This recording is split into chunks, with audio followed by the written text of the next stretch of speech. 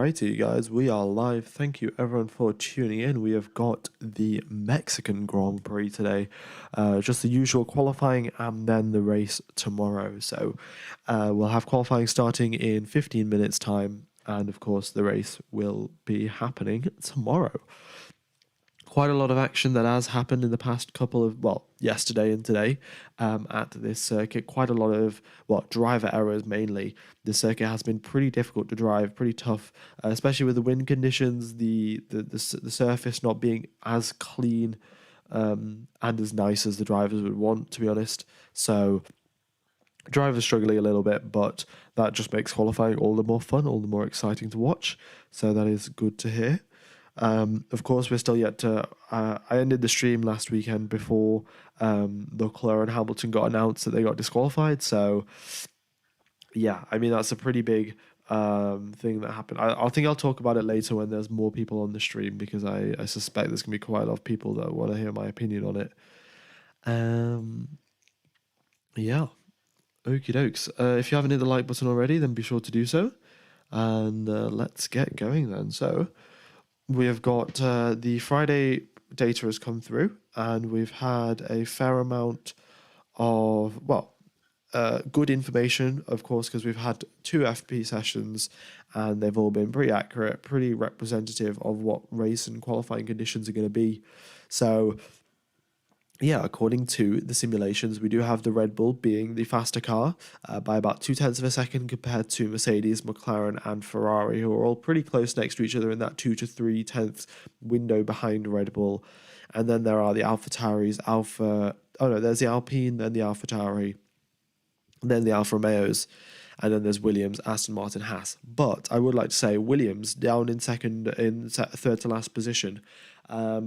That might be a little bit wrong there, because just looking at Alex Albon's time in FP3, he was less than 0.1 of a second quicker, less than 0.1 of a second slower, than Max Verstappen. So that Williams has some serious pace. Of course, we know the Williams is very good in a straight line, and Mexico has one very long straight and then a second pretty long straight. I don't know another way to describe it. I don't know the exact length, but I think it's around 1.5 kilometers and then 1 kilometer, and then the third DRS zone between turn number 11 and 12 is about 800-700 meters. So fair chunk of the circuit is in straights, but then the rest of the circuit, slow speed, high speed, and medium speed corners, there is everything to look for. There's chicanes, there's fast, quick S sections. The only thing that the circuit hasn't really got is elevation change. It is very flat, and but you can't have everything. So lots of going into turn number 1, we've had quite a lot of locking up the Ferrari. I mean, to be honest, I'm not going to try and mention every driver that's locked up in turn number 1, because I'm going to basically call out every driver.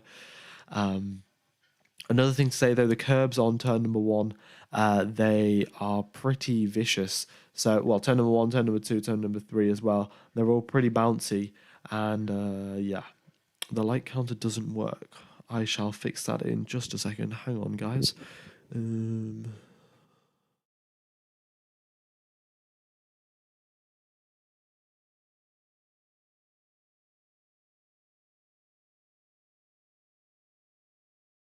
There we go. It is now up to 73 likes. So there we are. All right. Thank you, Julian. Right. So we'll have qualifying today, of course. I don't know if you guys can tell, but I'm a little bit ill. So my commentary is going to be, I'm not a little bit, I'm quite ill actually, but my commentary is going to be a little bit off. So I do apologize for that. Hopefully I do feel better tomorrow. All right. So I guess we might as well talk about the big incident that happened last week. Leclerc and Hamilton getting disqualified after the race had finished for too much plank wear. Now, this is it's a pretty tricky subject, because the FIA, what they did was they only analysed 4 cars. They only took 4 cars, tire block, skid block into account, and measured only 4 cars. So Mercedes were saying, oh yeah, I'm sure other teams would have worn out their skid blocks as well, but they just haven't been checked. So the issue with that is that the FIA have a whole lot of data on the car. So all of the sensors that are on the car, quite a lot of the sensors go to the FIA, and the FIA get information on that. So the FIA know when the suspension's bottoming out, they know when the car's bottoming out, and based on that data, they decided 2 cars to see who might have worn out their skid block the most. And well, lo and behold, Leclerc and Hamilton, both of them had got their skid blocks worn out. And then after that, they went back to the data and then checked who else is very likely to get their skid block worn out. And it was Verstappen and I think Norris that were also checked afterwards, and their cars were fine. So the FIA using their data to predict who's worn out, who's broken the rules, and who's gone and well, who stayed within the rules, and then they're using that data to disqualify Hamilton and Leclerc, which I think is fair enough. Of course, it is pretty tricky because in FP you only have FP1, and then after FP1, you are very much at risk of, well, yeah, after FP1, you're very much at risk of just being locked into the wrong setup. I mean, we saw that last weekend. We had 4 cars start from the pit lane because they needed to modify the setup. They'd got it so horribly wrong in FP1. I mean, no disrespect to Haas and Aston Martin. It's because they had their upgrades, and then of course when you have upgrades, you need to learn about the upgrades, and one hour of practice is definitely not enough for that. So yeah, Aston Martin and Haas took the penalty and started from the pit lane and changed up their setup. And maybe Mercedes were hoping to get away with it, and I'm sure the same with Ferrari. They were trying to get away with it and just hope that it lasted towards the end of the race, but unfortunately it didn't. I mean, maybe if we had a couple of laps of safety car, they might have the cars wouldn't have bottomed out, they wouldn't have got the wear, and they would have been fine. But it's just the way it goes. Sometimes there wasn't a safety car in the race, there wasn't a virtual safety car, and that's kind of, sometimes we see that. Sometimes we see teams underfuel the car, putting less fuel into the start, like the start of the race, try and get a better start, try and overtake some people at the start of the race, and then hope for a safety car where they can put the car in fuel save mode, and then save up all of that time. So yeah, it is a whole lot of strategy. Sometimes it works out, sometimes it doesn't. I think this is one of the few times that we see that it doesn't work out. I'm sure the teams are always taking risks, and sometimes they're paying off, and sometimes it isn't. Yeah, it is like one more argument against sprints. That is true. I would say, in my ideal scenario, I would just say you have one qualifying, and then the sprint race and the normal race both use the same qualifying, and you can just do that qualifying on a Saturday. But I also get the fact that the F1 organisers, they want to get as many actual sessions for the fans to see, because right now they've got 5 sessions in a weekend and only 2 of them are like quote unquote important sessions. So, increasing that up to 4 definitely helps out with interest from the fans, but paying, because the tickets are so expensive now, if you get 4 races or 4 events rather than 2, it makes your money more worth it. So it's a tricky balancing act. But it's been working so far in quite a lot of countries by just doing two events, and the grandstands get completely sold out.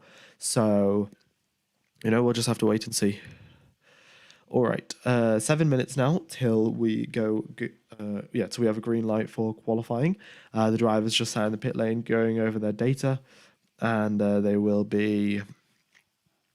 Yeah, just getting ready for qualifying, finding where they can gain time. In fact, I mean, this weekend we even saw Hamilton's engineer, Bono, coaching Hamilton on which part of the circuit he needs to apply more throttle, which part he doesn't, when does he need to start to turn in, and all of that sort of thing. So it is a very tricky... my mic is not having a good...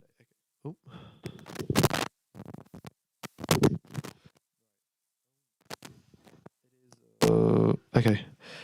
It is a pretty difficult situation. Pretty difficult circuit. Sorry. And what is going on here today?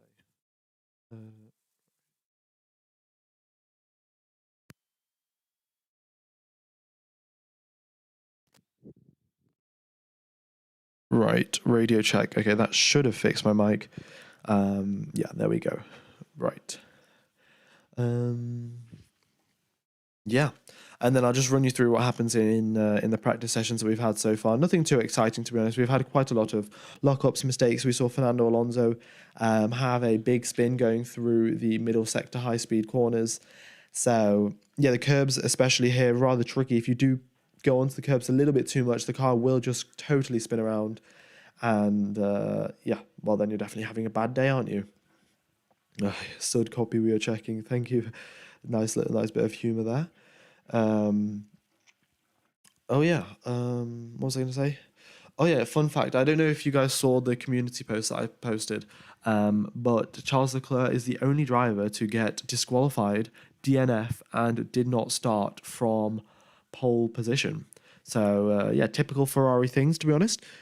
He's got pole, and then he's been disqualified one time. He's DNF'd one time, and then he has did not start as well one time. So it's just Ferrari things. I mean, to be fair, some of them have been Leclerc's mistakes, the DNFs and the did not start when he crushed in quali at Monaco.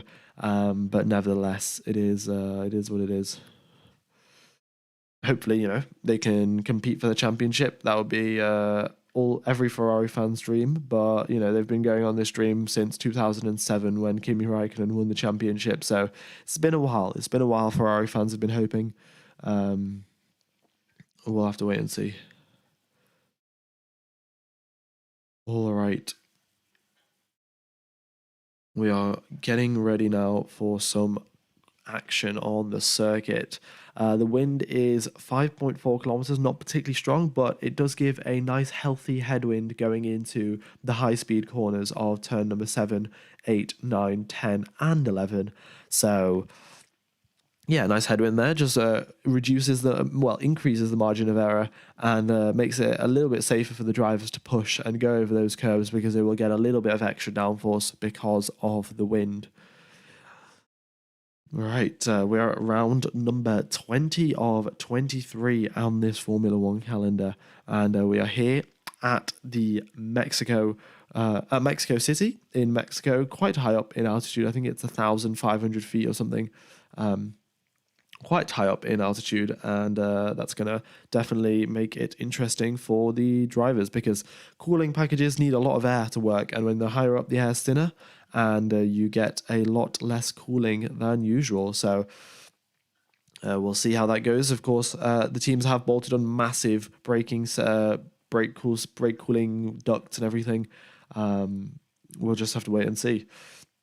Circuit is 4.3 kilometers long. We've got 3 DRS zones. The highest top speed around here, 356 kilometers an hour going down the main straight. That was, I think, a slipstream with Valtteri Bottas in 2016, a mega slipstream, and of course a ridiculously high top speed. The tires we have this weekend, the C5, the C4, and the C3 for the soft, medium, and hard respectively. That is the softest of the Pirelli range for this low speed, low energy circuit in Mexico. All right, it is a absolutely wonderful day out in Mexico City. Blue skies, no clouds to be seen. Track temperature 46 degrees, air temperature 25 degrees, and it is a nice wind for the drivers. All right.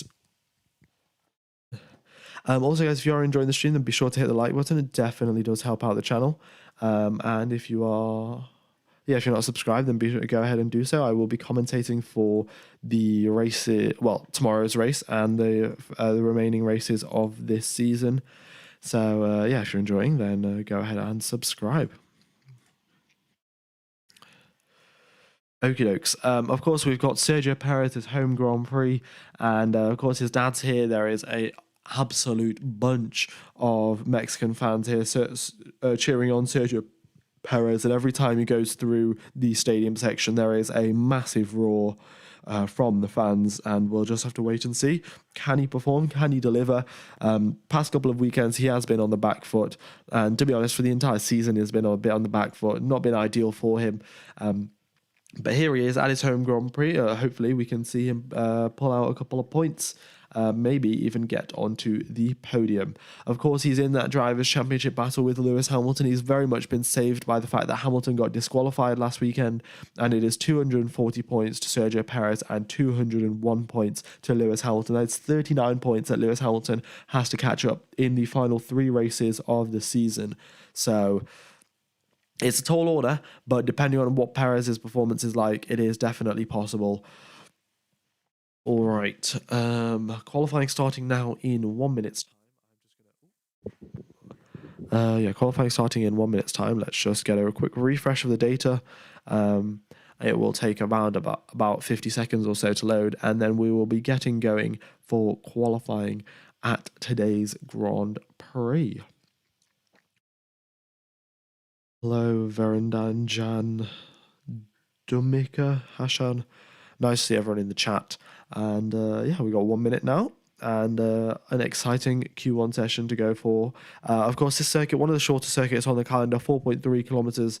So they are going to have to be pretty careful about the traffic situation. Make sure that you don't block anyone, especially going through turn number 7 to turn number 11. There is a solid kilometer of... There's a solid kilometer, 500, 600 meters of high-speed corners, and there's only one racing line through there, so you've definitely got to be off that racing line, and ideally nowhere near that part of the circuit when there's a driver behind you, because you do not want to be holding them up. The altitude of the Mexico City... Oh, the altitude of Mexico City is 7,000 feet. Yeah, okay, well, that's definitely a lot higher, and I guess that's why the air is so much thinner here. That does make sense. I mean, 7,000 feet is like 1/3 of the way that like a commercial airline would be flying. 30,000, 40,000 feet. So pretty, 1/5 probably. But nevertheless, 2,200 meters, 7,350 feet. Hope Checo gets the win, even though I'm a Lando fan. I definitely, I mean, it would be lovely to see Checo get a win. I mean, if I was Max Verstappen, you've won the championship, you've won your, what's it now, third championship? Is it third championship? Yeah, third championship in a row now. So you might as well just let your teammate get the win. You know, he's been a great support to you. Admittedly, he hasn't done that much, but of course, back in 2021, he got you that championship by holding Lewis Hamilton up, and you've got to pay him back somehow. A win at his home Grand Prix would be fantastic, but of course, for that to happen, Sergio Perez does have to be in second position, and Max has to be in the mood to give up a race win, especially when he's on I think he's towards the record of the most wins in a Formula One season. So maybe he's not going to give that up, but we'll wait and see. All right, just looking at the Williams garage, we've got in practice 1, Alex Albon, 2nd position, practice 2, 14th position, and practice 3, 2nd position once again. So that is some pretty quick driving there from Alex Albon, and it is good to see him, performing, of course. This is a little bit weird. Let's just get rid of this map for a second. There we go. Ooh. There we go.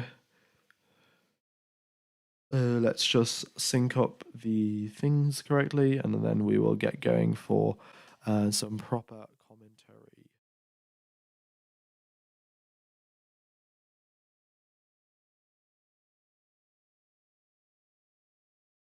All right. I think that's close enough. There we go. K-Mag now overtaking Fernando Alonso as he goes through into the first sector. Alonso on a warm-up lap, K-Mag on a hot lap. Great to see.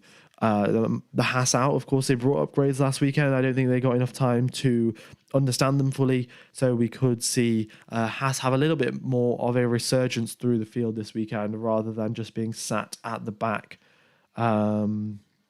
which would be, great to see. Hopefully they can perform a little bit more. Of course, Magnussen now setting purple sectors, but that's because no one else has set a lap time yet. The driver behind him, Pierre Gasly, is in fact going slower than him, so K-Mag lapping faster than Pierre Gasly. It's great to see. Good indications there for the Haas car. And as he comes out of the final corner now, he comes across the start-finish line, and K-Mag crosses the line at 12.7.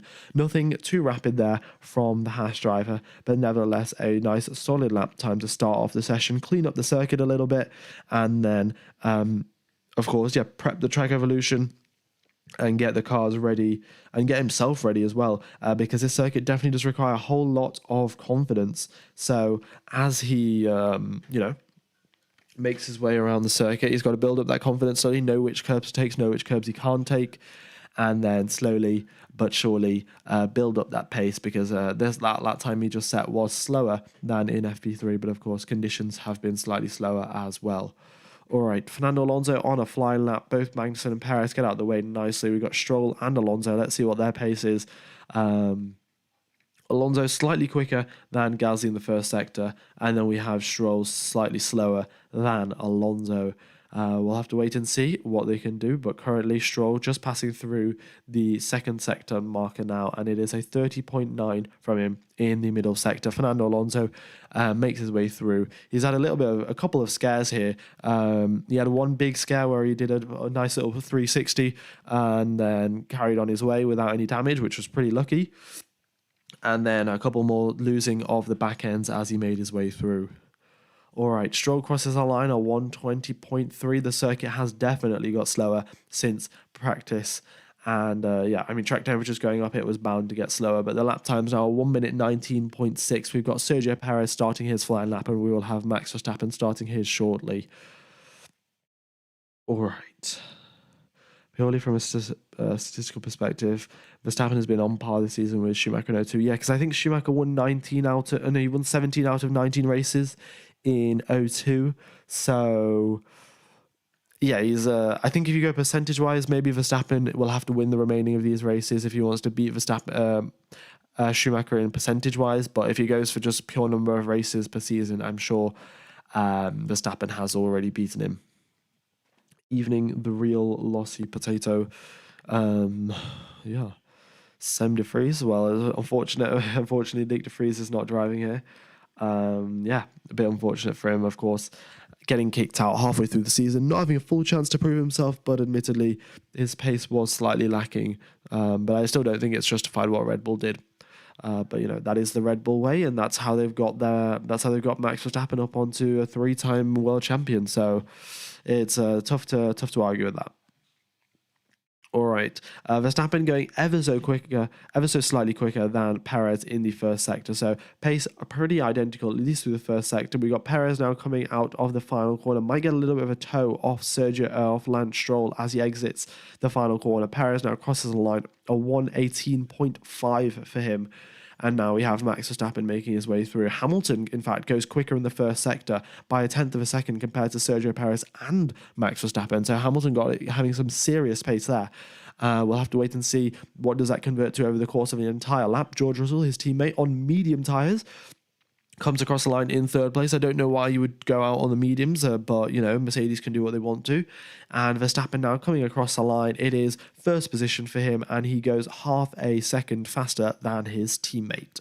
Kind of expected, but we've got the two McLarens and the two Mercedes out on medium tyres. In fact, Lewis Hamilton set a fastest first sector on medium tyres. Extremely strange there. And somehow he's gone third fastest on those medium tyres, which are, well, usually Pirelli say they're 0.4 of a second slower compared to the soft tyres. So, if you take that 0.4 of a second off, then you're going to have Hamilton 0.2 behind Verstappen, which is exactly what it said in the practice data debrief. So it's, pretty close, pretty accurate. But, of course, they still have to convert the car onto those soft tyres. And when you do that, you tend to gain a little bit more rear grip and lose a little bit of front grip, and that upsets the balance a little bit, and we'll see if the drivers can manage with that, mainly because the rear tyres of the car are much wider than the front tyres. So when you switch over to soft tyres, you've got a larger portion of the tyres at the back being with extra grip compared to the front. So if you take into account the width, on the rear, you'd have plus 10 points of grip, whereas on the front, you'd have plus 5.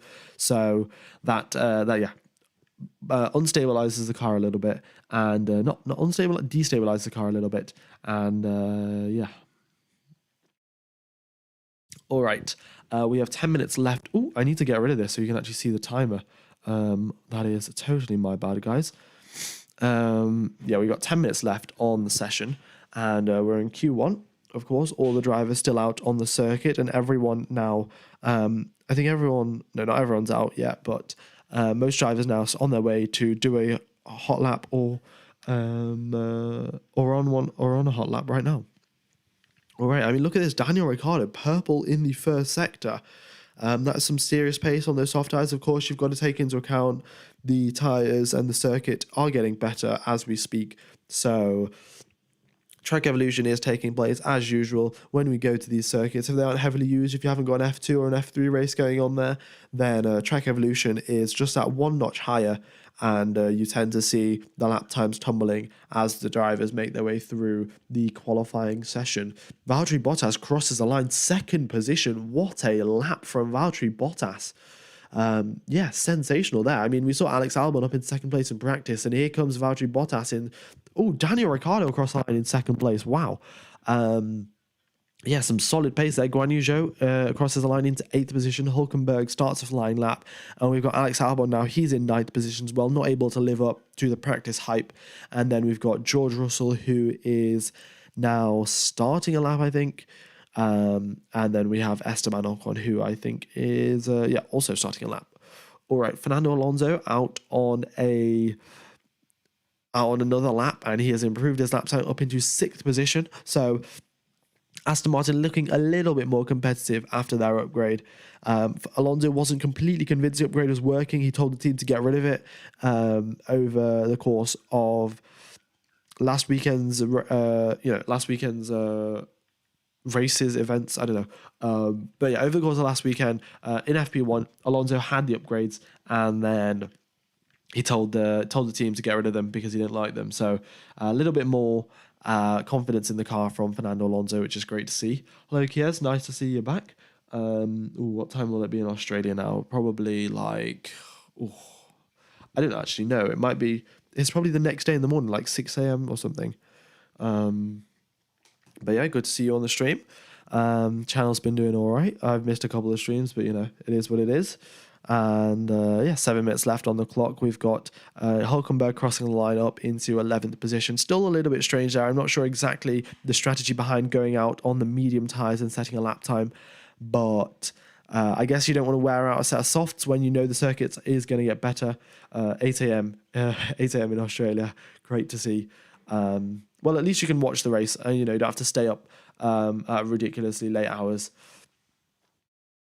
Okie dokes, we've hit our like counter. Thank you everyone for hitting the like button. Very much is appreciated. Yeah, it just tells the YouTube algorithm the stream's great, and then we get more people watching, which is fantastic. Yeah. Okie dokes, we have track limits once again. I haven't talked about this all weekend. Well, for however long I've been streaming, half an hour. I haven't talked about track limits, but now half an hour into the stream, here we are. Logan Sargent gets a lap time deleted at turn number 12 for exceeding track limits. That is mainly because turn number 12, it's a bit of a tricky corner. It kind of tricks you. Well, you see a tricky corner tricking you. That is, the pinnacle of commentary right there. So basically, when you turn into turn number 12, the corner looks much like it seems like it's a wide radius corner, and then as you go through the apex, the corner tightens and tightens, and then you tend to see quite a few drivers on their first couple of attempts just exceed track limits, go all over the curbs because they've completely misjudged it. So there we go. Why the McLarens there? The McLarens are out on medium tyres, setting setting slow lap times on medium tyres. I have no idea why they're out on the mediums, but I suspect they're going to put a set of softs on. It probably has something to do with the fact that the strategy tomorrow doesn't need a complete fresh set of medium tyres, which is great to see. We might get a little bit of a two-stop action there, but what I was going to say is that the teams do have a limited set of tyres, so they're just using the tyres that aren't particularly important at a time where it isn't particularly important. The first runs of Q1 aren't particularly going to matter. We know the circuit is going to quicken up, and here we go. Piastri and Norris out of the pits on a set of soft tyres. Okie dokie. Oh, South Africa just won the Rugby World Cup. That is fantastic. I mean, I think was it South Africa that were playing. I think they were playing a cricket match yesterday. Let's have a look. South Africa on Friday. Yeah, they beat Pakistan. So that's a good win. I mean, it was pretty close, won by 1 wicket, but nevertheless, a win is a win, and they're now I think in the top 4 of the Cricket World Championship. So good to see. Good to see. Yeah, South Africa having a nice weekend in terms of sporting events. I mean, hopefully we can get a South Africa Grand Prix as well, because that would truly make F1 a worldwide sport. Will hit all 5 continents. Maybe there's not going to be a race in Antarctica, but maybe we could figure something out. Pirelli actually had a set on their website back in 2018. They had all of their like super softs, hyper softs, ultra softs, all of those tires. And then they had their intermediate tires, their wet tires, and then they also had a set of snow tires. So Pirelli, they've made snow tires before. They could make snow tires for an F1 car. We could go racing in Antarctica. That would be, that'd be a sight to behold. Definitely no overheating issues there for sure. A little bit of tire temperature issues, I'm going to have a guess at. All right, we're 3 minutes left on the clock now. The drivers will be coming out of the pits shortly to do their warm-up laps. We've got Piastri and Norris on their hot laps now, trying to get a lap done without any traffic. Yeah, Antarctica not make any money. I mean, where are the fans going to be at Antarctica? They're going to have to fly in. I mean, to be honest, Antarctica seems like a pretty cool place to go, but I mean, the main fact is it's very cold and it's very remote. But I mean, maybe a research center in the summer, go have a visit for a week, but it's not a tourist location. It's much more sciencey than that.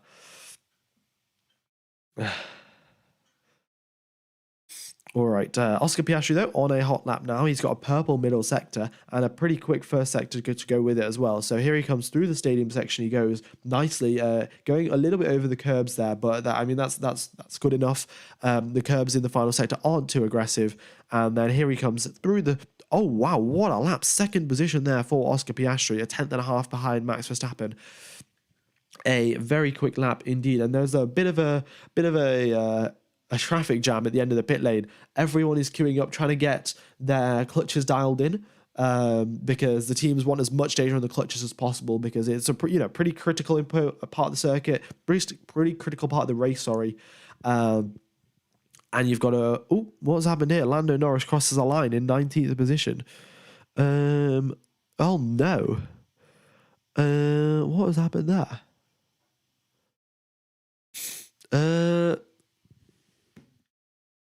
Yeah, Norris had a horrible third sector. Looks like he got held up by someone. That's what yeah. All right, let's have a look. What did happen to Lando Norris? Got a massive bunch of oversteer going through the middle sector, in fact, and then completely backed off it, I think, going through the third sector. But yeah, a very big tank slapper there from Lando Norris. And 19th position, and with 1:45 left on the clock. I mean, he can try to do a cool down and a recharge, but those soft tires are very much dead. But the McLaren has pace. Lando Norris is quick. He'll have to give it a shot just to know he couldn't have made it, because he will be very disappointed if he doesn't try. Albon's just come over the radio, said the tires are completely different. They're completely different to practice sessions, and that's usually what you get. Track temperature changes a couple of degrees. You bolt on the softs instead of the mediums, and your car behaves very, very differently. But Albon currently in 9th position, and he is on an in lap now. Yeah, he's on 9th position for now. We've got a minute left on the clock. Everyone's starting their flying laps, and we'll see what happens. All right. Max Verstappen has been involved in a bit of an impeding incident at the end of the pit lane, because, of course, as I said before, everyone gathering clutch data, especially important at this circuit, because you've got such a long run down to turn number 1. Your exit and your launch is so key to deciding how well you do in this race. So the team's trying to get as much clutch data as possible, and Max Verstappen, by the looks of it, has held someone up. Fernando Alonso, we've got a yellow flag in turn number 3. Fernando Alonso looks to have crashed it. That is another rare mistake from Fernando Alonso. These are starting to become a little bit more common here. We saw it in Qatar, now we see it today in qualifying. We'll get a replay shortly, but Fernando Alonso beached it on the exit at turn number 3. His teammate Lance Stroll comes across the line. He's in 18th position, not good enough there. And look at this, it's a yellow flag and everyone's hot laps are completely ruined. Fernando Alonso gets himself back onto the circuit. He is going just fine, but that massive window of a yellow flag has just ruined everyone's lap. Nobody is setting a hot lap because after the first 3 corners, guess what's happened? You've hit a yellow flag and you can't drive quickly anymore. So let's just get a replay of this. Fernando Alonso turns into turn number 1, misses the apex a little bit, onto turn number 2. Nice apex there, and turn number 3, getting onto the power, and the car just spins around. Nothing he can do about it. Yeah, he goes over the curb a little bit, in fact, to turn number 3. That destabilizes the car, and it does a nice little 360 for him. Well, not 360, 180. Yeah, it's caused a massive yellow flag, and no one is able to set a hot lap. Yeah. Apologies for the coughing. I am pretty ill. Maybe you could tell it through my voice, but yeah, I'm going to try and keep it to a minimum over the stream at least.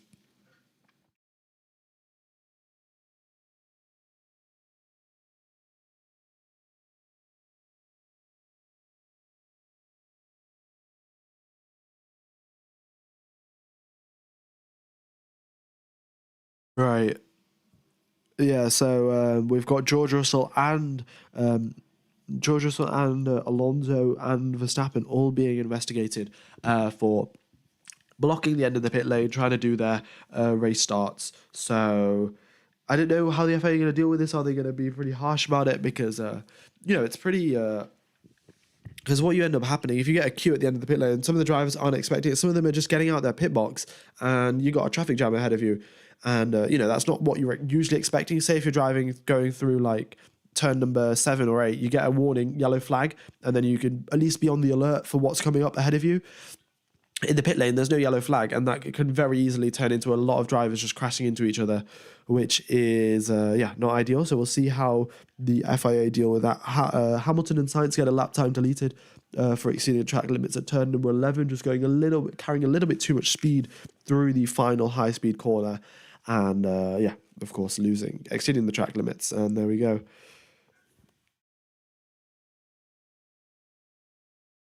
All right. So that is the elimination zone. We've got Esteban Ocon, Kevin Magnussen, Lance Stroll, Lando Norris, and Logan Sargent. So all of these drivers have been eliminated, very unfortunately.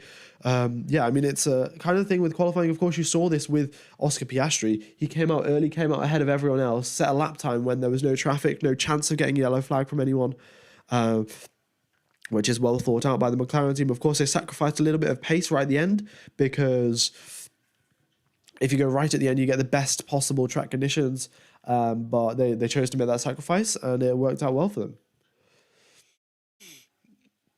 Yeah, Max literally impeded everyone in the pits in Singapore. Nothing happened. Yeah, well, we'll have to wait and see. Yeah. Oh, Alonso didn't crash, by the way. Sorry. He just spun around, didn't hit anything, but he was, pointing the wrong direction. So there's no way he could just turn around without potentially hitting anyone. So, yeah. But Alonso makes it through. He'll have a flat spot on those tires, but he was never going to use them anyway. So there we are. All right, yeah, let's go drink some water, mate. Yeah, I definitely do need to drink some warm water because my throat is having a horrible day. I will be back in about 30 seconds.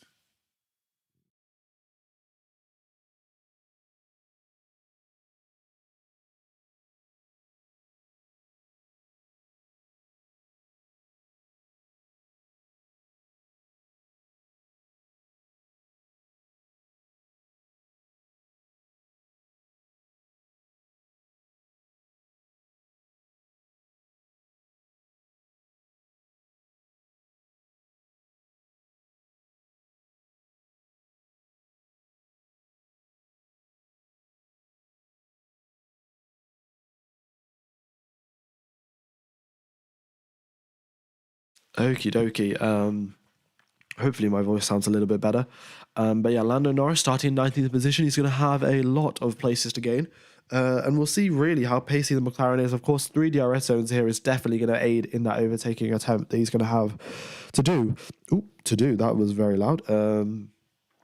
But Lando Norris, a very capable driver, of course, has a sprint race win. And we'll see what he can do. Oh, no, he doesn't have a sprint race win. Piastri has a sprint race win. My bad. Yeah. All right, Q2 starting shortly now. We got 15 minutes for Q2 as usual. And there we are. Okie doke. So, I mean, traffic's going to be a lot less of an issue, of course, with only 15 cars rather than 20. It frees up the 4.5 kilometer long circuit a little bit, and everyone should have, I think it's 300 meters to themselves, which is, sufficient enough distance to get out of the way of someone. So, yeah, we'll keep an eye out on it.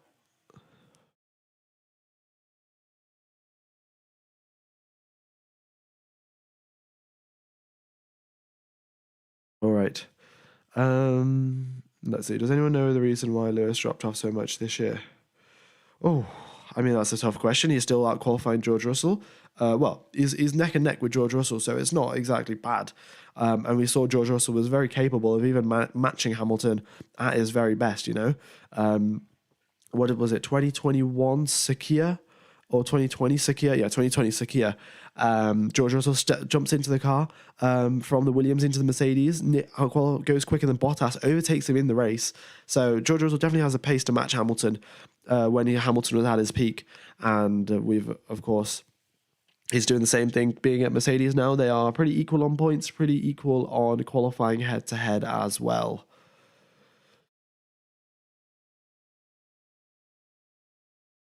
All right. Also, Yuki Tsunoda is starting from the back of the grid because he has took a whole set of new engine components. I'm not sure exactly which ones, but it's enough to give him a 20-place grid penalty and to start at the back of the grid.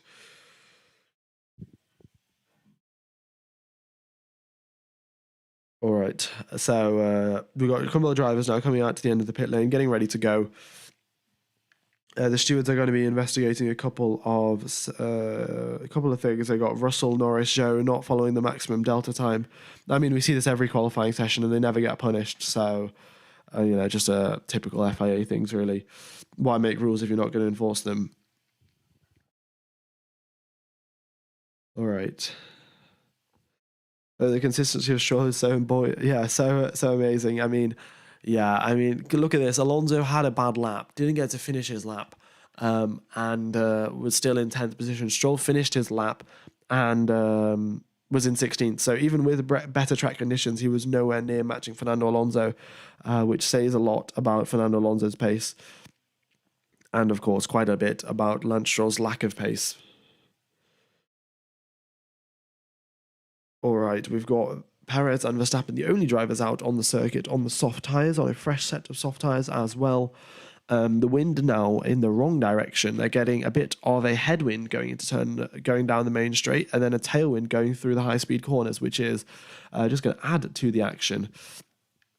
Oh, we've got a couple of drivers not slowing for the yellow flags. Driver number 2, which is Logan Sargent, so he might be getting a bit of a warning there. And Hamilton as well, failing to slow in the yellow flags. I think Hamilton was just banking on the fact that if he, by the time he gets to the situation, everything's cleared up, so he doesn't have to slow down, which was true. But, it's a pretty risky decision to go on. Make sure, whatever's happened ahead of you is not, has been cleared up in the 10 seconds between you being on the start-finish straight and you hitting the corner. All right. Who do you think are the favourites to win the Mexican Grand Prix? I would have to go with the safe bet of Max Verstappen. And maybe Hamilton if, Verstappen has a bad day or, he has a DNF or something. But, Mercedes and McLaren looking pretty quick. Of course, Norris been eliminated, so Piastri is the only McLaren driver now in qualifying. We'll see what he can do. But it is going to be pretty tough for him this weekend. He's not raced at the circuit before. He has driven at it, but racing and driving are two very, very different things. All right. Thank you everyone for tuning in, by the way. I very much do appreciate all the support. We got 1,500 people watching. Great to see all of you. And if you could hit the like button and maybe we hit 500 likes, that would be fantastic. Okie dokie. Not much else going on the circuit, if I'm being honest. We've got Perez and Verstappen setting their lap times. Purple from Verstappen going quicker than Perez on both occasions. Perez across the line, it is a 1:18.1. Max Verstappen now coming through the stadium section, and he comes through turn number 16 now. Careful not to put it too much through power and too much entry speed through 16, because if you do, then you do end up losing the rear as you come out of the corner, which is not ideal. And there you go, Max Verstappen, half a second faster than his teammate. So, yeah, typical Max. Not much else to comment on there. Yeah.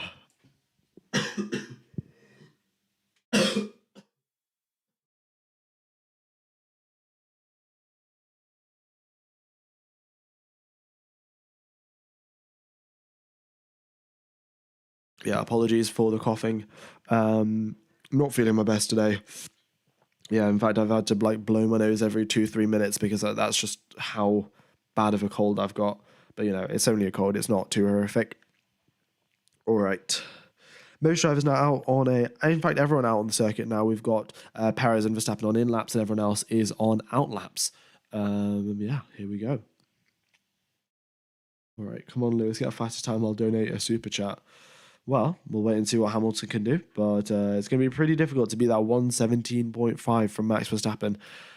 They set pretty similar lap times to this in practice, but of course, those conditions were much faster than they are now. They had 1 full hour of cleaning the circuit up, and indeed a lot cooler track temps, which means the overheating was nowhere near as bad. But, you know, we'll wait and see. Hamilton has pulled out worse situations than this, so let's see. All right, the air motor is actually slower at the start of the year, and not bad upgrades, just not improving it. It's actually got worse. It has something to do with the flexi wings. I'd say the Aston Martin was one of the fastest cars at the start of the season, but their upgrade packages haven't been as effective and haven't been as big as the rest of the teams, and they haven't come out at such a quick pace. Of course, they had the success at the start of the season, and it's faded mainly because the lack of effective upgrade packages. They've been bringing upgrades, but you know, we saw this last weekend. Alonso put on the upgrade package, was like, nah, I'm not having any of this. Put the old car back, set up the old car again. So if Alonso just gets in the car and is like, this car is not quicker, it's in fact worse, then you know, your upgrade packages aren't doing a pretty decent job there. All right. We got Piastri now coming through turn number 16, gets a nice exit there, right up close to the barrier and across the line now in second position, quicker than Ricciardo, quicker than Perez. And yeah, look at this. Daniel Ricciardo quicker than Sergio Perez over the course of 1 lap. So yeah, Perez has got a lot of time to catch up. Ricciardo setting a solid lap, though, of course. It's his second race back after his injury. He was a little bit rusty on the, last weekend. Of course, having 2 qualies and 2 races, that definitely helped him get back into form. And it is great to see him back performing today. And we'll see what he can do relative to Tsunoda, of course. Tsunoda, a pretty well-respected driver in the paddock now. Has a couple of years of experience in his belt, and he is performing solidly. So we'll see where he matches up against Daniel Ricciardo. Is there 3 qualifying sessions? Yes, there is. We are currently in the second one. We've got the 5 drivers from 11th to 15th that are going to be eliminated. And then after that, we will have the final top 10 shootout for the qualifying grid today. Oh my God, look at this. Albon just absolutely pushing this Williams car around. He's putting so much steering input into this. The car is not stable whatsoever, but he is getting the lap time out of it, and let's see what he can do. He comes out of the final corner, currently in 14th position, cross the line into 11th. Not quick enough there, not quick enough whatsoever. Yeah. All right. In your opinion, does McLaren have the pace and the right car to stand to the Red Bulls? Well, I would say McLaren definitely have the right car to stand to Sergio Perez. Standing to Max Verstappen is a completely different league. Albon's come over the radio and said there's no way there's damage or something. Like, the car really feels very strange to him, and he just can't comprehend how big of a shift there has been between the practice and the quali car. So, you know, we'll just have to wait and see. Yeah, so to answer your question, can McLaren challenge Red Bull? I mean, Verstappen would have to have an off day. That's what I'd have to say.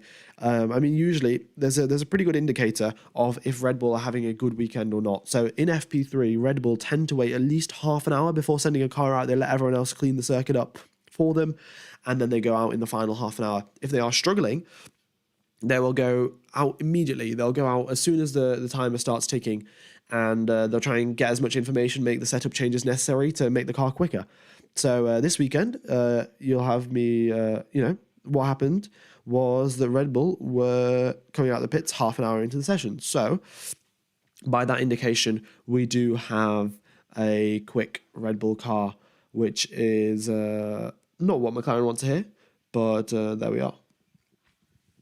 How come Bottas and Ricciardo are so fast? I mean, I don't know. Maybe they just hook up a lap together because mainly going through turn number 7 to turn number 11, it is all about your exit of one corner and then nailing the entry as well.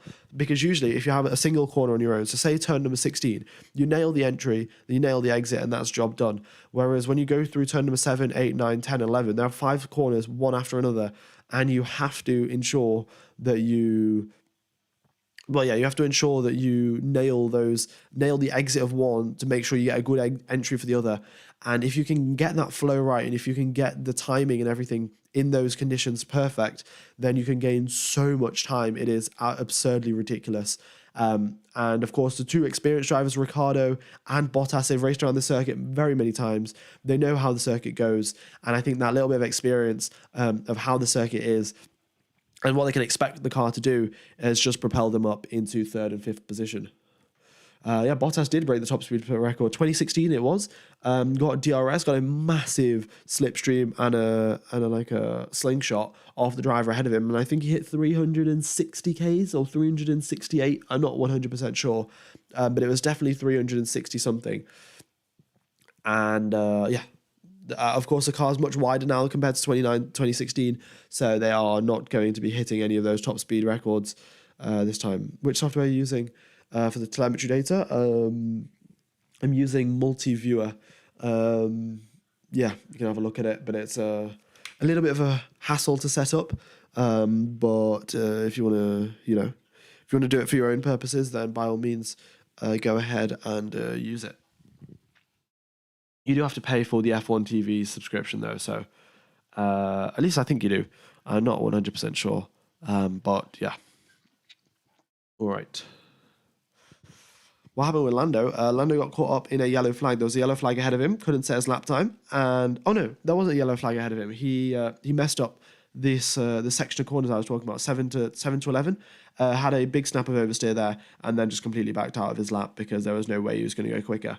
So there we go. We've got 4 minutes, 10 seconds left on the clock. We've got the drivers getting ready to go out onto the circuit. All of the tyre blankets are on, and the mechanics just waiting for the go signal before the cars start leaving the garage. And there we go. Valtteri Bottas is on his way down the pit lane. And we've got all of the drivers setting off just like we had in the last session. And hopefully there isn't too much of a traffic jam with drivers trying to find the optimal clutch biting point.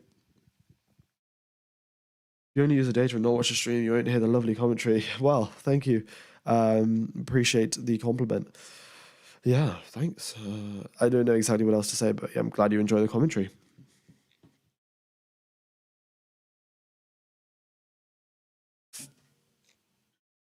All right. So yeah, everyone driving awfully slowly coming out the pit exit.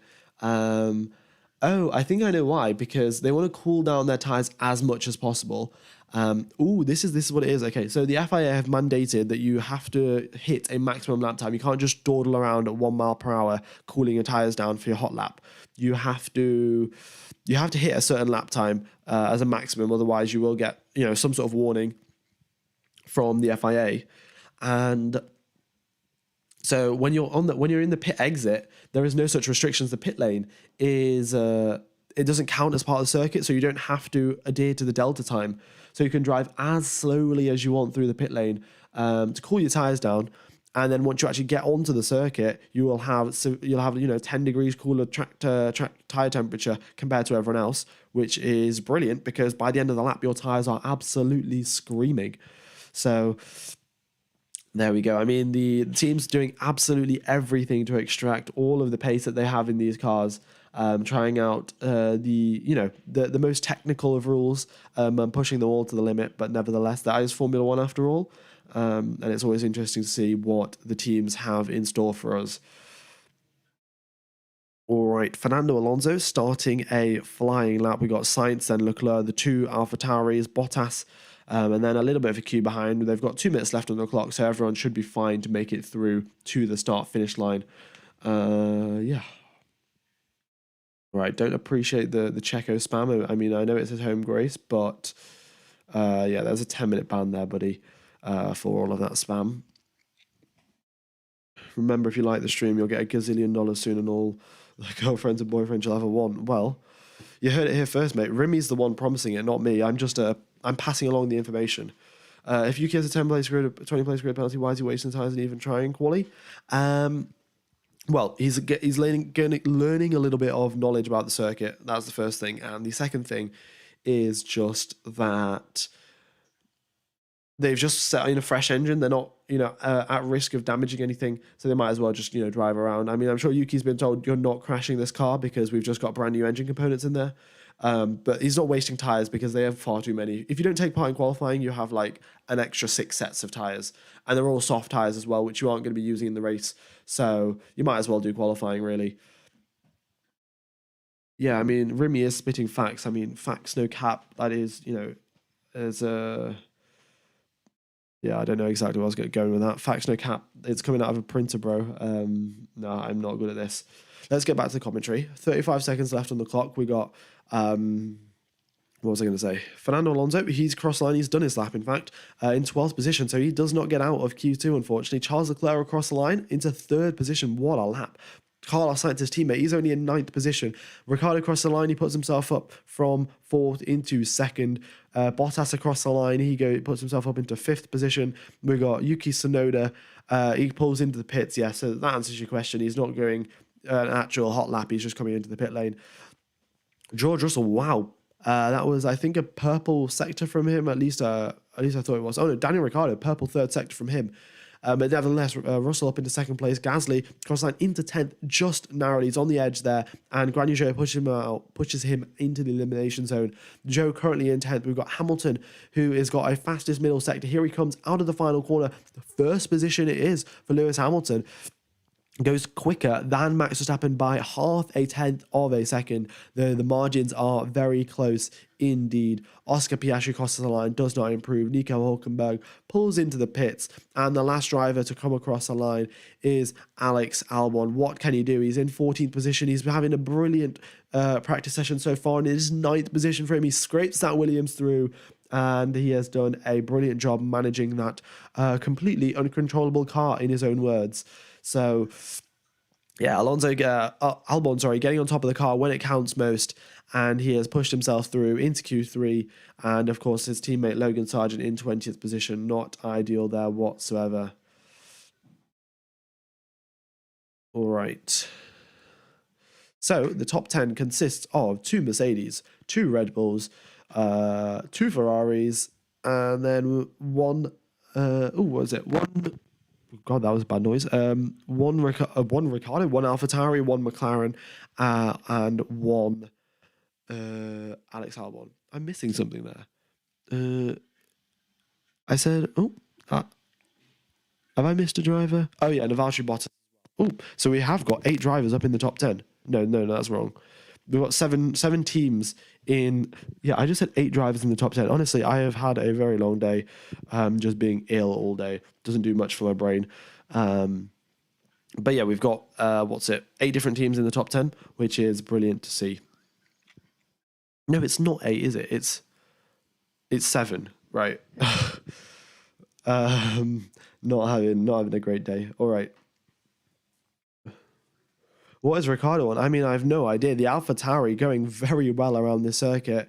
Of course, we know the Red Bull was traditionally quite good around Mexico. They used to, back in 2018 and stuff, they were the team to beat in qualifying. So we know the Red Bull have continued their same philosophy, and I'm sure AlphaTauri have as well, which is helping them a bit. But of course, Daniel Ricciardo back in the car I don't think he's lost any of his pace. Well, okay, maybe he's lost a bit of his pace, but nevertheless, like he has still got a solid amount of pace behind him, and he's put that AlphaTauri up in 4th position, which is fantastic. I mean, I don't know what Tsunoda would have done. Tsunoda pulled into the pits, didn't set a lap time because he's starting from 20th position anyway, but nevertheless.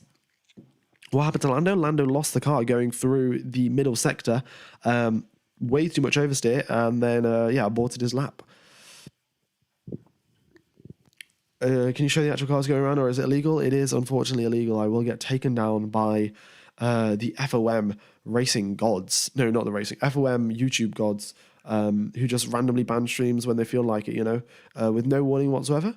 I'm definitely not complaining about this because this hasn't annoyed me before. Yeah. My theory for Ricciardo's performance is that Steiner accidentally upgraded the AlphaTauri, not the Haas cars. I mean, it's a good bet. Do they have similar liveries? I mean, I think that's a bit of a far-fetched theory. Yeah. I know. Very smart. Boulevard Bricks. Thank you for that piece of information. Yeah, Yuki Tsunoda. Why was he out on the circuit? Because he was giving Daniel Ricciardo a tow. Nicely done there. And that explains why he made it through into Q2. He just came through just to give his teammate a tow. Fantastic job. Did Tsunoda get his lap time deleted? No. Tsunoda, he's starting in the 20th position. He's starting in 20th position tomorrow because he's got a grid penalty for new engine components. So he just came into the pits. He didn't get a lap time deleted. Yeah. Oh, there's 2 alphas in Q3, right? Okay. Well, that explains my whole confusion of it. Yeah, didn't notice that Guan Yu Zhou made it in.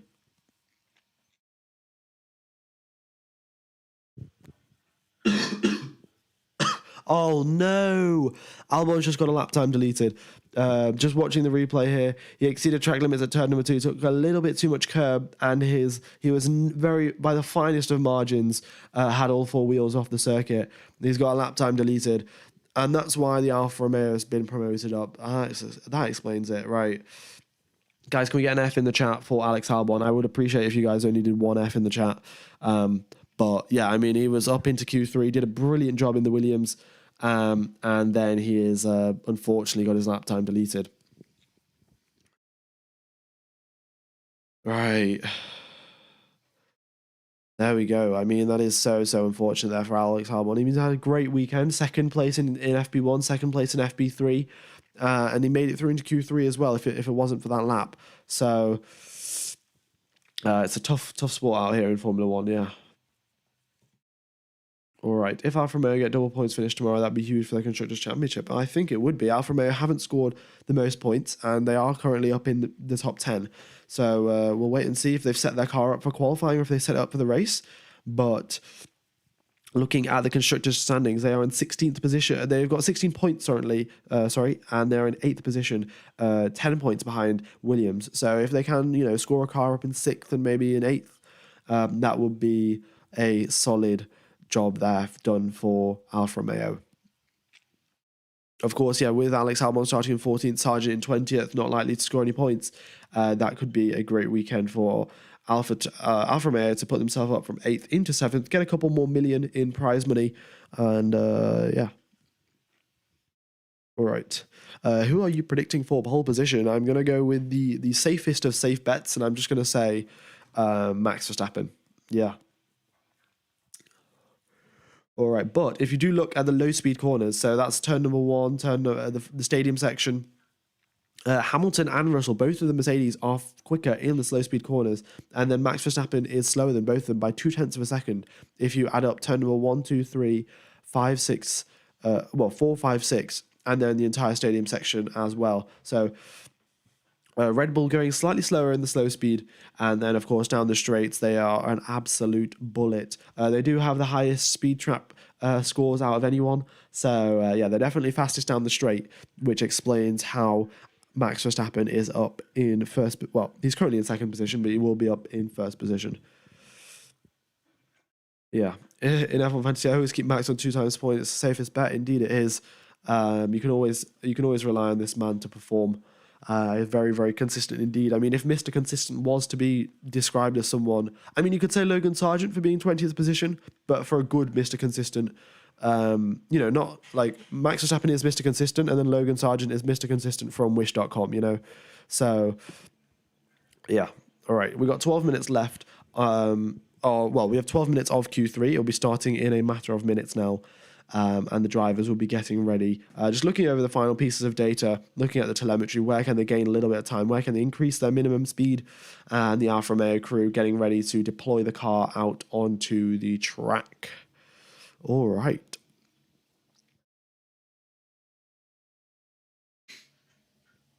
That was unnecessary brutality. Yeah, I mean, it is his rookie season, and he did score a point last weekend. He got one after the disqualifications occurred, scored 1 point. So he is now in 20th position in a 22 driver championship. So, doing a good job there. How is it 22? Which driver? There's, of course, De Vries, who isn't taking part. And then, Liam Lawson, who scored points in place of Daniel Ricciardo. All right, imagine if Piastri gets his first race win before Lando does. Well, Piastri's already got his first sprint race win before Lando has.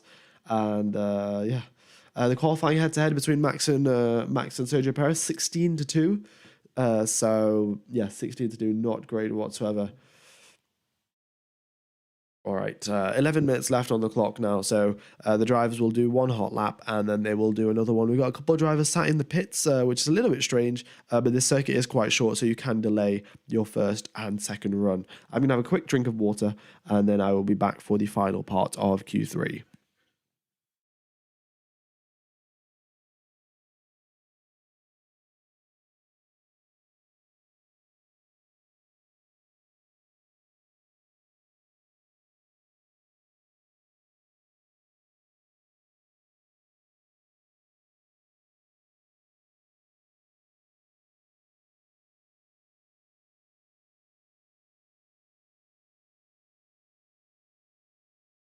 Right.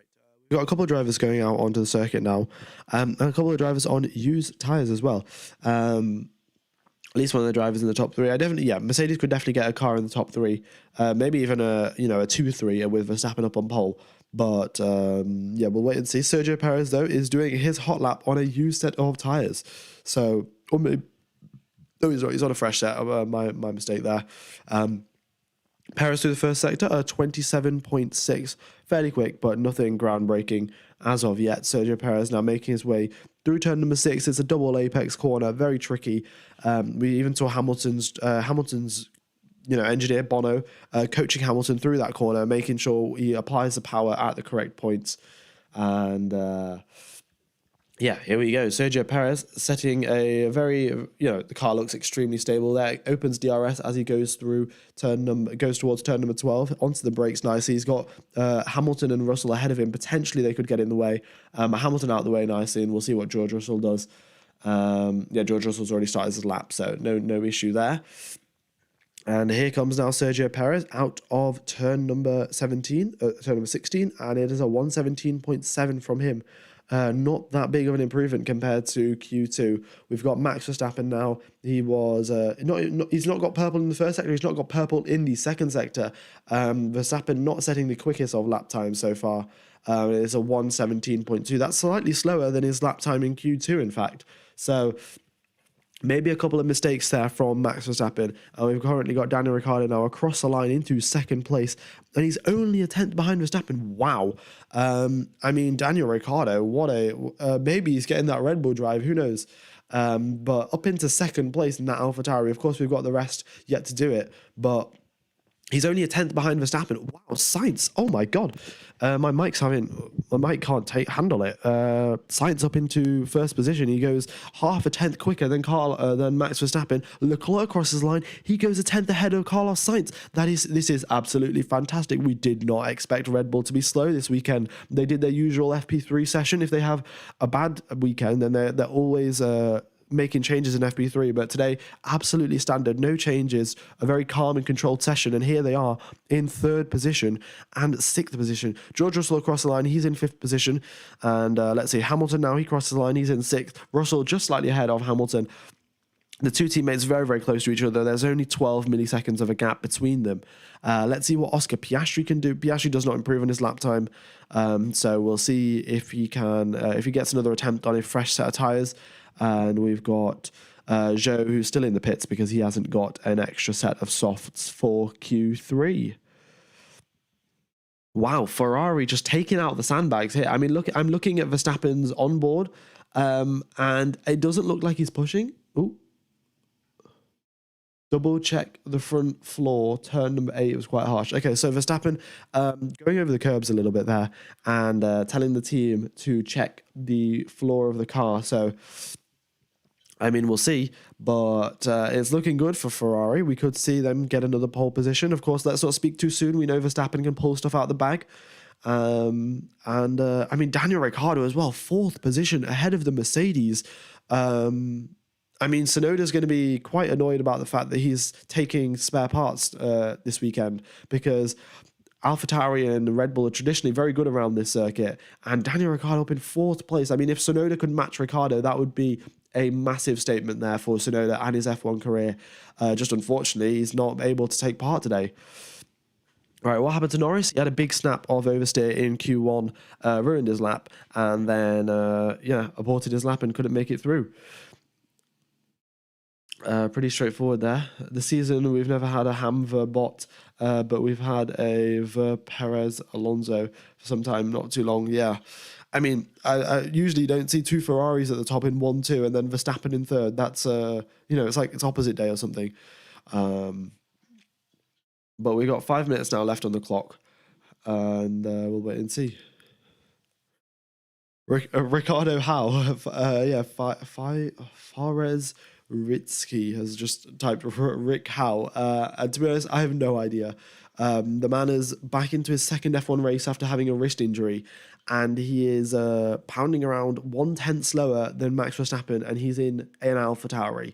And might I point out, he's quicker than Sergio Perez as well. So, if Red Bull need a number 2 driver, call Daniel Ricciardo in the AlphaTauri. I mean, who knows what he could do in the Red Bull. Of course, we've heard many rumors that the car is tricky to set up for the other drivers, but Ricciardo is definitely...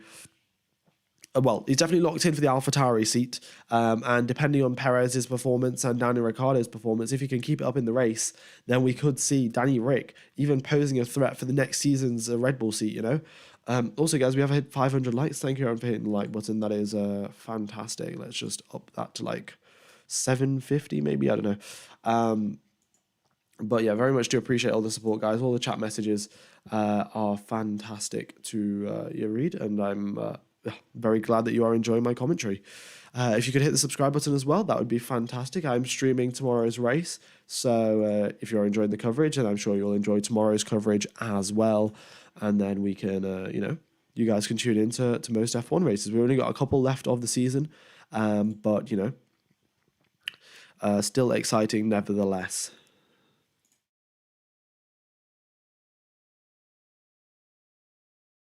All right.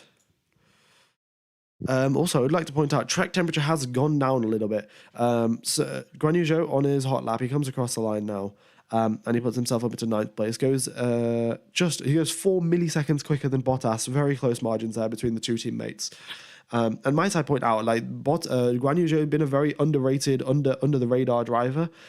He's just consistently keeping up with Bottas. Maybe not every single weekend, but on most weekends, he is right up there and able to perform. So that is a great job for him. We don't talk about him all too often. And yeah. All right. What was I going to say? Oh, I was in the middle of something. I was talking about, and then I got distracted by the fact that Zhou was saying a lap time. What was it? It's all right. It's probably not too important. If you guys remember, then let me know. Right, 3 minutes left on the clock. Oh, it was track temperature. That's what it was. Yeah, track temperature was 44 degrees. Now it's 41 degrees. It's only a 3 degrees change, but as the temperature decreases, you see more and more grip shift towards the rear of the car. The car becomes a lot more stable. So with a stabler car, the driver's just a lot more confident. Of course, they might get a little bit of understeer there if their car is too stable, but yeah, nevertheless, the confidence increases, and you can definitely push, and that's what we're seeing here with Leclerc, with Sainz, pushing Max Verstappen all the way to the limit. Of course, now he needs to know. Now he knows that he has to set a very quick lap time indeed, but we'll see how it goes for him. Oscar Piastri, he's on a flying lap now. On a fresh set of tyres, so we'll see what he can do. He's going to get a little bit of a toe there off George Russell, and I'll look at this track dominance. Charles Leclerc faster in every single part of the circuit except the complex between 7 and 11. Verstappen is quicker in that bit, and Leclerc is faster everywhere else. So the Ferrari having some serious pace, and I don't know how they've done it. They've just pulled it right out the bag in Q3. Their pace didn't look all that promising before, and here they are, up in first and second place. Alfa Romeo had a solid season, not too many crashes, but they sometimes sneak into points. Both Bottas and Zhou do a good job. Yeah, they've had of course, last season they had the massive benefit of being on the weight limit, whereas last season loads of cars were over the weight limit. So having a lighter car just helped Alfa Romeo propel themselves to the top. Then as the teams worked out which bits of structural elements they don't need, and they made parts thinner and all of that stuff, the pace and the performance from the Alfa Romeo team has dropped off a little bit. Yeah. All right. 1 minute 20 left on the clock. Oscar Piastri has had a decent lap so far, currently in 8th position. He did that lap on an old set of tyres. He crosses the line into 5th position for him. So that's a solid job there from the McLarens, but they're not challenging the Ferraris. And I mean, we saw that yesterday in Ferrari's press conference, they were like, oh yeah, challenging the McLarens is going to be extremely tough this weekend. And I'm sure they were just smiling in the back of their mind, knowing that they just had all this pace up their sleeve, which is, great to see. We got Sainz on a hot lap, in fact, here, but may I point out, and he does not improve in the first sector, does not improve in the second sector, and the same for Leclerc. Both Ferrari drivers not improving. Maybe they were just in the exact window. And here comes across the line, Carlos Sainz, no improvement for him. Daniel Ricciardo, he comes across the line. He's currently in 4th position, and he does not improve. Slower than his previous lap time. Charles Leclerc, currently on pole, does not improve. We've got Sergio Perez currently in 8th position. He's had a pretty decent lap, puts himself up into 5th place. But now we've got Verstappen, green in the first sector, purple in the second sector. Here he comes out of turn number 16. Hugs the inside on turn number 17, has got a great exit, and towards the line he goes, and he is slower. He is slower than Charles Leclerc. Wow. He improves, but it does not improve enough. What a job there from Ferrari. A Ferrari front row lockout at Mexico. I mean, I would have expected Max to be in 2nd position at least, but we've got the Ferrari in 1-2 formation. This is absolutely fantastic. Well, guys, remember to tune in for tomorrow's race because we're going to have a fair bit of action there. I mean, Daniel Ricciardo in 4th position. We've got like a 1.5 kilometer long straight till turn number 1. So we're going to have some slipstreaming, some late braking. Daniel Ricciardo can make some moves there. Hamilton across the line into 5th position. Russell does not improve, and Hamilton outqualifies George Russell on this occasion. So that has been qualifying today, guys. And we have got Charles Leclerc, Carlos Sainz in 1st and 2nd, Verstappen and Ricciardo in 3rd and 4th.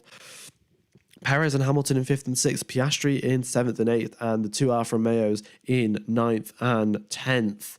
What a qualifying indeed. I mean, Ferrari strong in qualifying, maybe not so much in the race. We'll have to wait and see. Of course, we saw last weekend they made a bit of a strategy blunder. Their tyres weren't optimal in race conditions, but maybe they've learned from their mistakes. Maybe they can improve, and we could see a nice little battle up there, albeit maybe just for the first stint. We might see the 2 Ferrari drivers team up a little bit and give each other slipstreams to try and hold off Max Verstappen.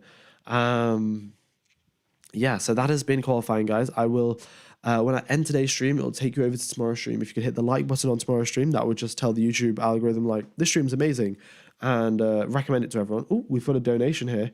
Race Rocks. Yeah, Rock XX Rocks. Very much thank you for the donation. Thank you. Very much do appreciate it. I mean, yeah, I'm very glad that you enjoyed the coverage enough to donate. So I hope to see you on the next couple of streams as well. And yeah, glad everyone tuned in. It's been a pleasure commentating to you guys. I will see you tomorrow. It'll be in 21 hours time. Oh no, the UK clocks are changing. Maybe 20 hours time. I'm not sure exactly. But it'll take you over to tomorrow's stream. Hit the like button, press the reminder, and we will be having an exciting race start to look forward to tomorrow. Yeah, that's it from me, guys. Have a wonderful morning, night, afternoon, evening, or day, depending on where you are in the world. And I will see you tomorrow. Cheers, fellas.